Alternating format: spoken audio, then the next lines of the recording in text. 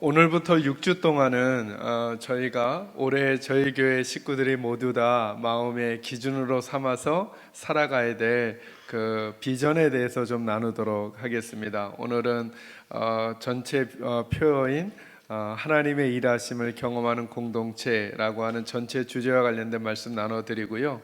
나머지 5주 동안은 예배의 영역에서 어떻게 하나님의 일하심을 사모할까, 그리고 5가지 영역에 대해서 여러분과 6주 동안 말씀을 나누도록 하겠습니다.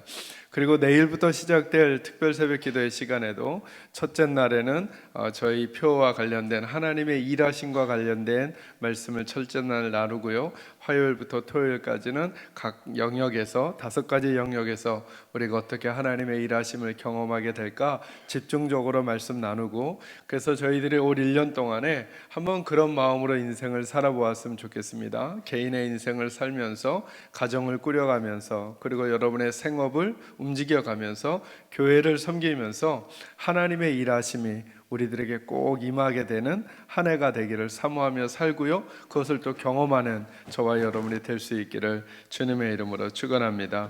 오늘은 그 첫 번째 시간으로 이사야 47장 30절에서 35절 말씀을 중심으로 하나님의 일하심을 사모하십시오라고 하는 제목의 말씀 잠시 나누도록 하겠습니다. 여러분 성경 구절을 하나만 더 찾아보겠습니다. 본문의 말씀을 표시하시고 신약 성경으로 오셔서 요한복음 5장 17절 말씀을 한번 찾아보시기 바랍니다.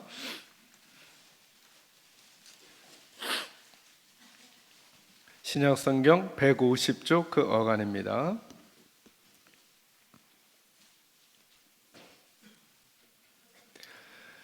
요한복음 5장 저희가 읽을 말씀 그 앞부분에는 예수님과 그 주변 사람들이 논쟁을 벌이는 일이 있었습니다. 왜냐하면 안식일에 예수님께서 병자를 고쳐주셨기 때문입니다. 그런데 그 대화를 나누던 중에 예수님이 5장 17절에 이렇게 말씀하십니다. 같이 한번 읽어볼까요? 읽습니다. 시작.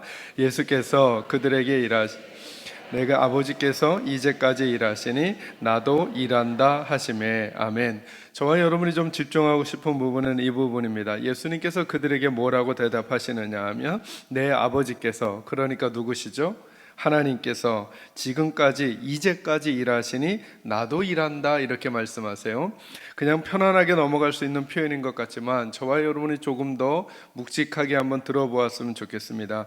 영어 성경으로는 뭐라고 표현되어 있느냐 하면, 하나님께서는, 아버지께서는, 내 아버지께서는 항상 일하신다, 그러므로 나도 일한다, 이렇게 기록이 되어져 있습니다. 그러니까 이런 거죠. 하나님이 지금도 일하고 계신다는 것입니다.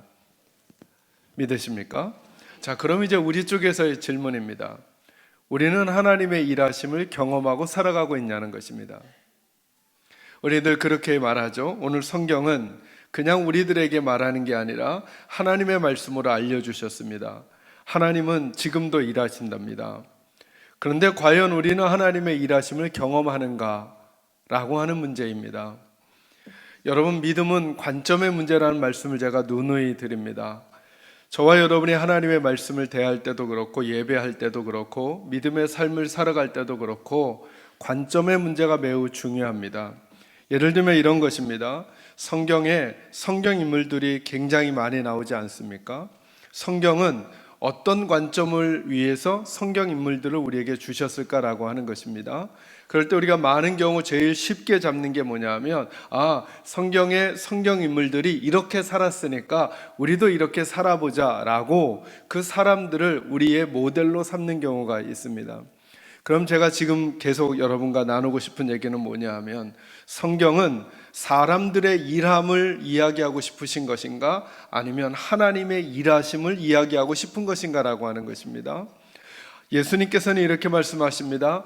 아버지께서 항상 일하시기 때문에 나도 일한다, 이렇게 말합니다. 그러니까 예수님 당시에도 하나님은 일하고 계셨고, 그 전에도 일하고 계셨고, 지금도 일하고 계신다는 것입니다.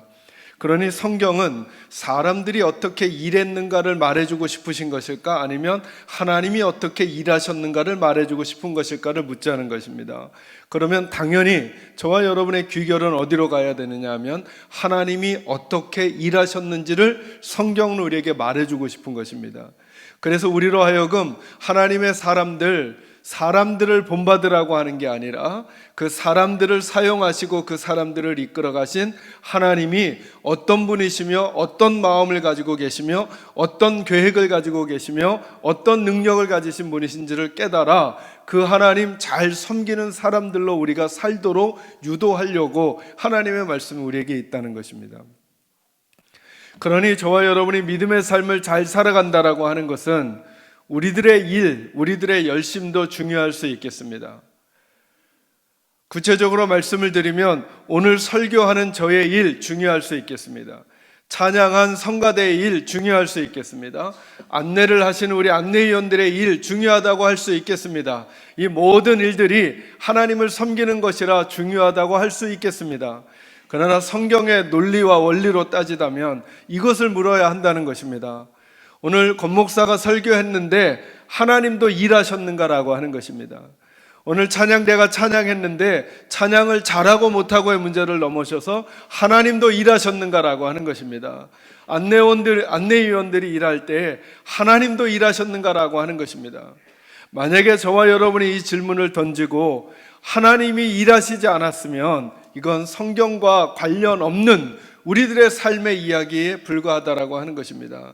왜냐하면 하나님의 일하심이 없으면 마찬가지입니다. 성경을 보고도 하나님이 어떤 분이신지 하나님이 어떤 마음인지를 살피려 하기 전에 너무 빨리 너무 쉽게 모세는 어떻게 했지? 아브라함은 어떻게 했지? 그 사람처럼 살아야 잘 사는 거구나 라고 하는 대답만 사람의 이야기만 가지고 끝내버리게 되면 하나님이 그에게 원하셨던 것, 하나님이 그를 통해 우리에게 전해주고 싶으셨던 하나님의 마음은 얻지도 못하고 마무리가 되는 안타까움이 있듯이 만약에 저의 설교나 우리 성가대의 찬양이나 우리 봉사위원들의 봉사만으로 이야기가 끝나게 되면 외부에 있는 다른 분들이 이렇게 말하게 되지 않겠습니까? 좋은 교회가 되려면 저 계산제일교회 저 성도들처럼, 계산제일교회 저 목사님처럼, 계산제일교회 저 봉사자들처럼 하면은 좋은 교회가 되는 거야 라고 말하고, 누구의 얘기가 빠지게 되느냐 하면 하나님의 얘기가 빠지게 된다고 하는 것입니다.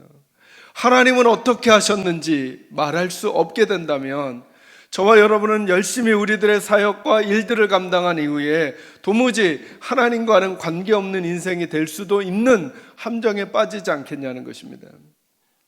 그래서 짧게는 지난 한 주간을, 조금 더 길게는 지난 1년을 저와 여러분의 인생을 한번 물어보자는 것입니다.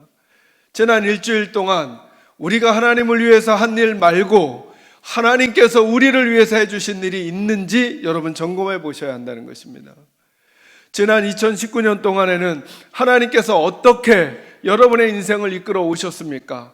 하나님이 나에게 이렇게 일하셨다고 말할 수 있는 하나님의 일이 여러분에게 있는지를 여쭤보라는 것입니다. 만약에 지나간 시간 동안에 우리가 그것을 의식하지 아니하고 하루하루를 1년을 살아왔다면 2020년에는 하루하루를 살면서 하나님의 일하심을 적극적으로 사모하고 오늘 하루, 이번 한 주간, 그리고 이번 한 달, 올 한 해는 하나님께서 나의 삶의 곳곳의 영역에서 하나님의 일하심을, 예수님은 말씀하시잖아요. 아버지께서 항상 일하고 계시고 그리고 나도 일한다고. 그러니 하나님의 일하심을 경험하는 복이 저와 여러분 모두에게 꼭 있기를 주님의 이름으로 축원합니다. 그래서 올 1년의 표어를 하나님의 일하심을 경험하는 공동체로 저희가 삼고자 했던 것입니다.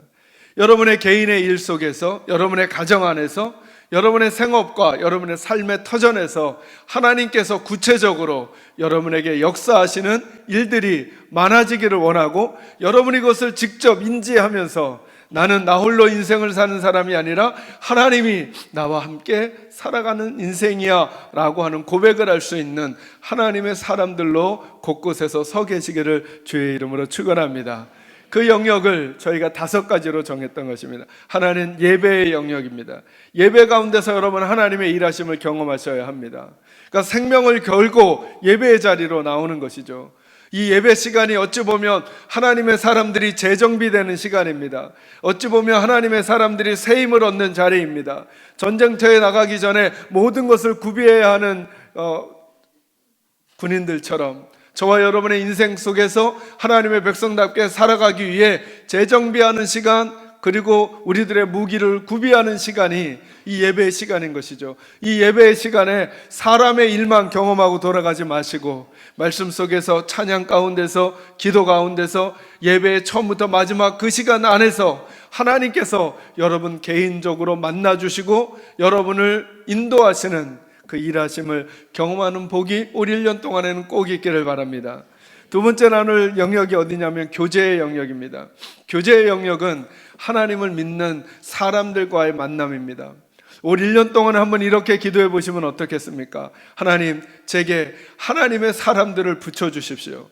내가 어쩌다가 우연히 만난 사람 말고 하나님께서 보내주신 사람, 하나님께서 만나게 하신 사람, 그래서 그와 함께 하나님의 나라를 꿈꾸고 하나님의 나라를 위해 살아갈 수 있도록 서로 격려하고 서로 품어줄 수 있는 그런 사람, 하나님 제게 보내주십시오.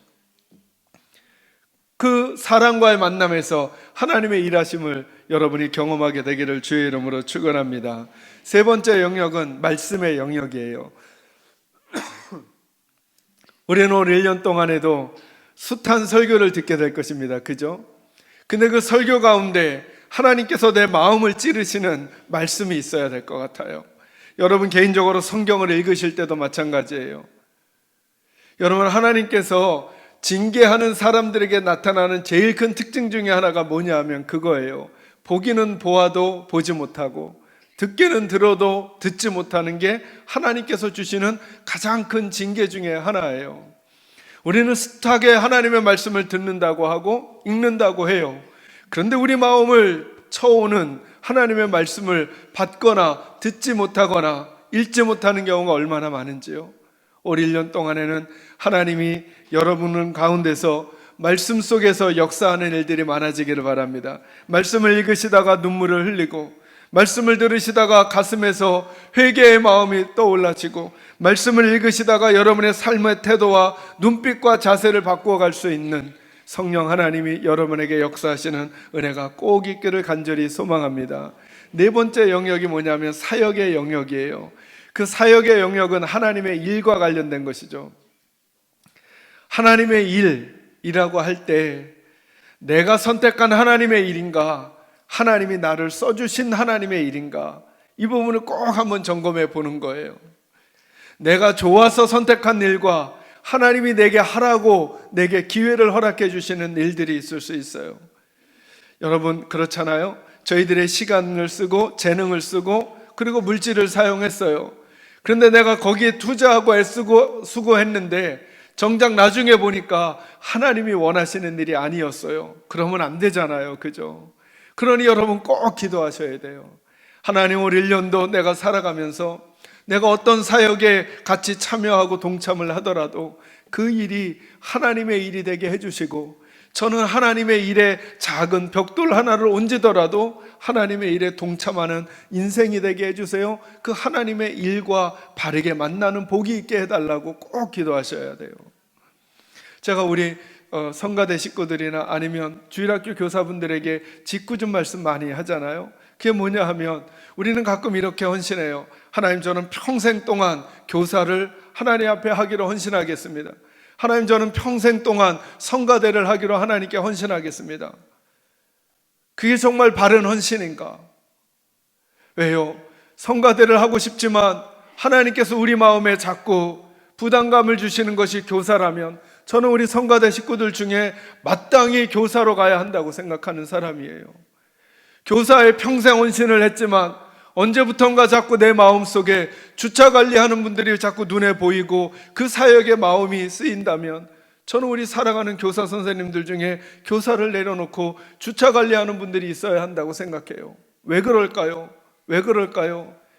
여러분, 헌신이라고 하는 건 뭘까요? 하나님이 날 쓰시고 싶은 데서 내가 쓰임받는 거죠. 내가 하고 싶은 데서 내가 쓰임받는 게 아니라. 그러니 하나님께서 내게 뭘 원하실까?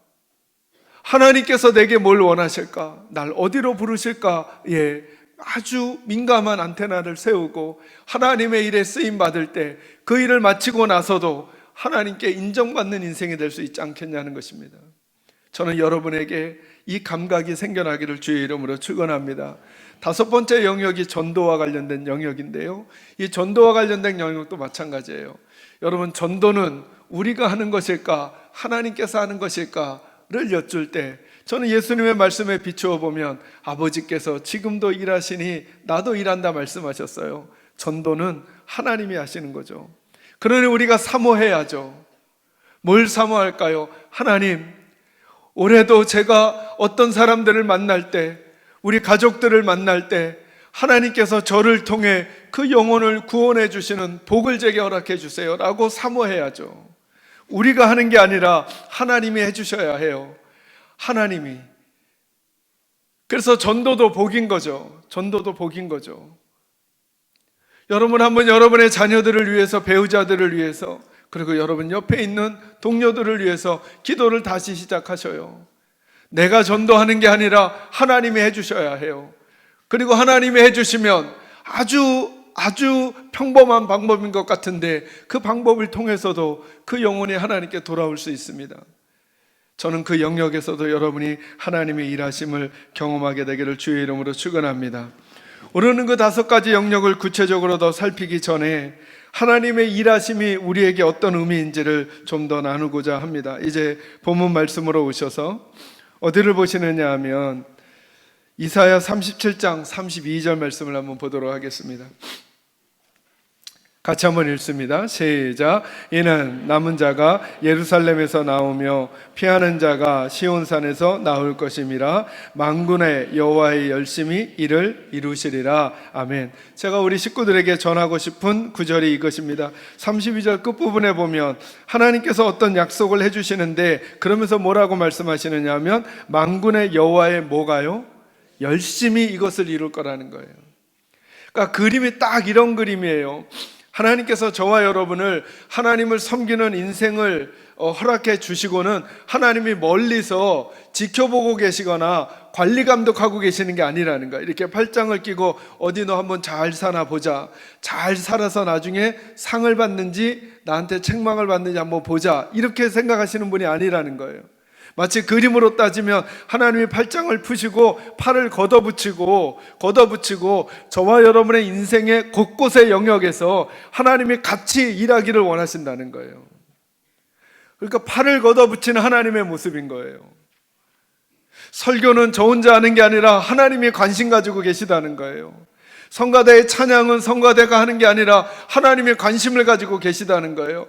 안내위원들의 안내는 안내위원들의 안내에만 있는 게 아니라 하나님도 같이 그 옆에서 팔을 걷어붙이고 같이 서 계신다는 거예요.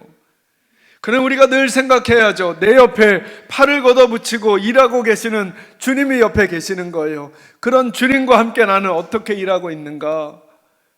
그 주님의 일하심을 나는 맛보면서 같이 일하고 있는가? 점검해 봐야 한다라고 하는 것입니다. 오늘 이 이사야 37장의 내용은 이런 내용입니다. 여러분, 북쪽의 이스라엘이 아수르라고 하는 나라에 멸망을 당했어요. 북쪽 이스라엘을 점령한 아수르라고 하는 나라가 남쪽의 유다도 쳐들어오게 된 거예요. 그때 왕이 누구였냐면 히스기야 왕이었어요. 히스기야가 왕으로 있을 때 아수르가 이 남쪽 유다를 쳐들어와서는 그 성을 포위하고는 예루살렘과 그리고 이스라엘 백성, 유다 백성들을 조롱하는 장면이 36장, 37장에 나오거든요.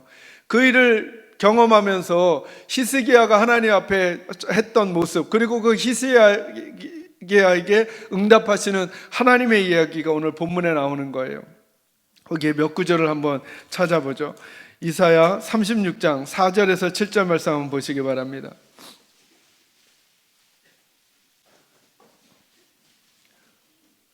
예루살렘을 공격해 왔던 아수르 왕 사네립의 장군이었던 랍사게가 이렇게 말합니다. 4절부터 제가 좀 읽어갑니다.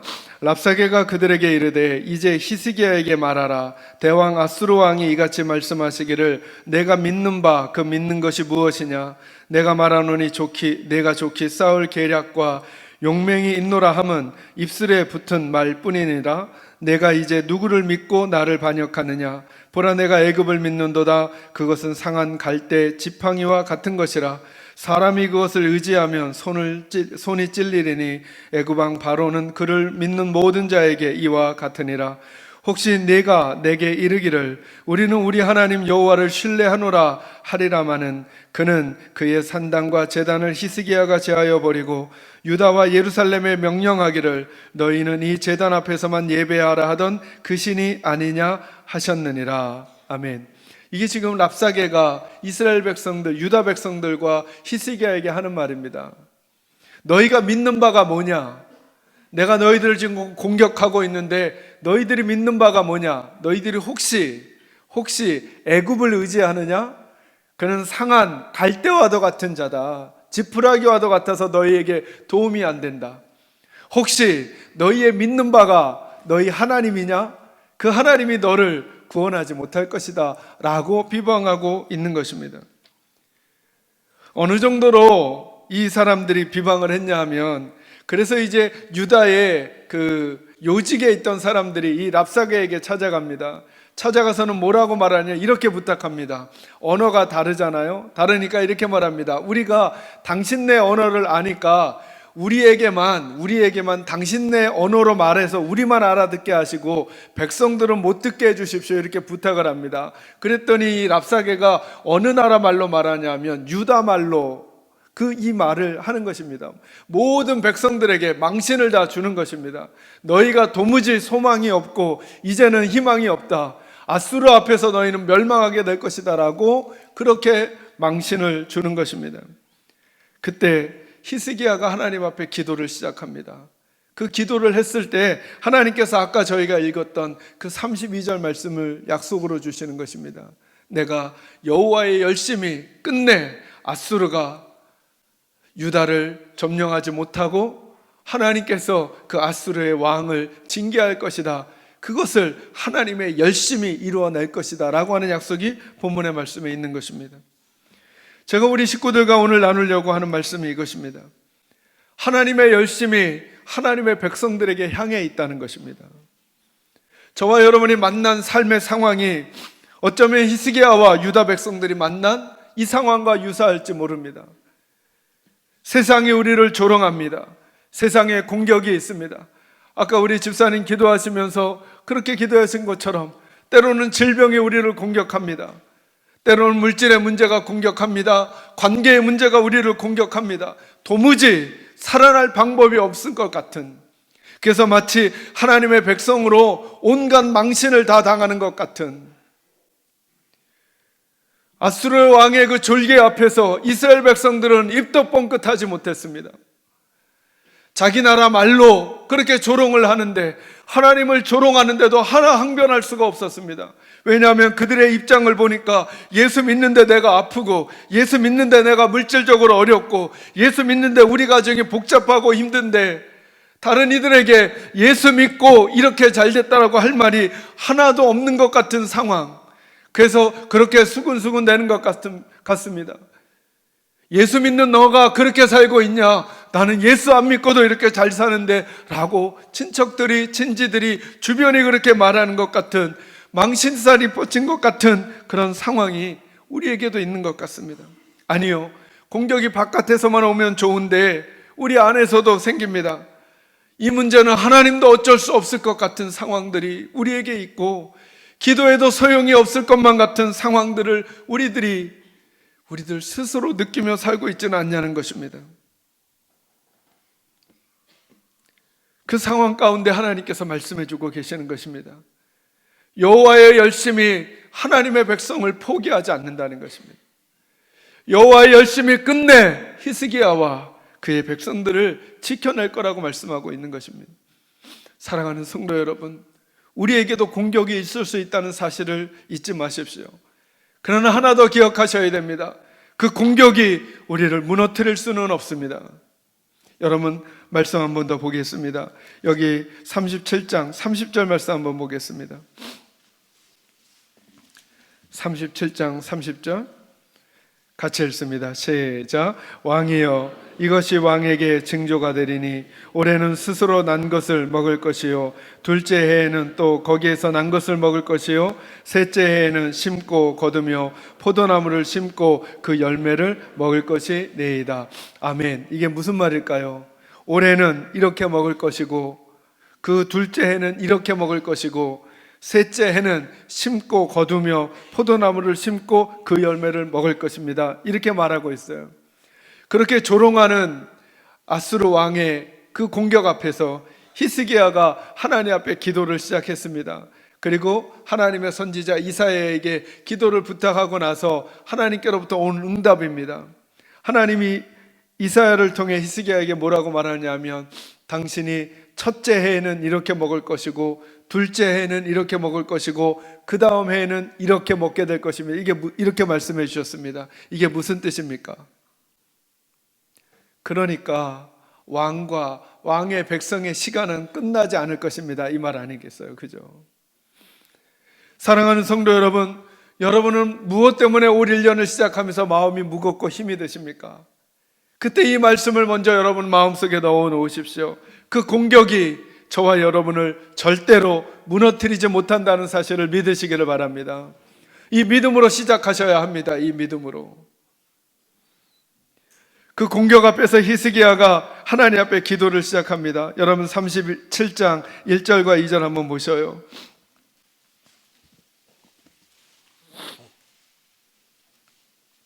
제가 읽습니다. 히스기야 왕이 듣고 자기의 옷을 찢고 굵은 베옷을 입고 여호와의 전으로 갔고 왕궁 맡은 자 엘리야김과 서기관 셈나와 제사장 중 어른들도 굵은 베옷을 입으니라. 왕이 그들을 아모스의 아들 선지자 이사야에게로 보내며 기도 부탁을 합니다. 그러니까 그들이 그렇게 공격해 왔을 때 히스기야가 어떻게 하냐면 하나님 앞에 기도를 시작합니다.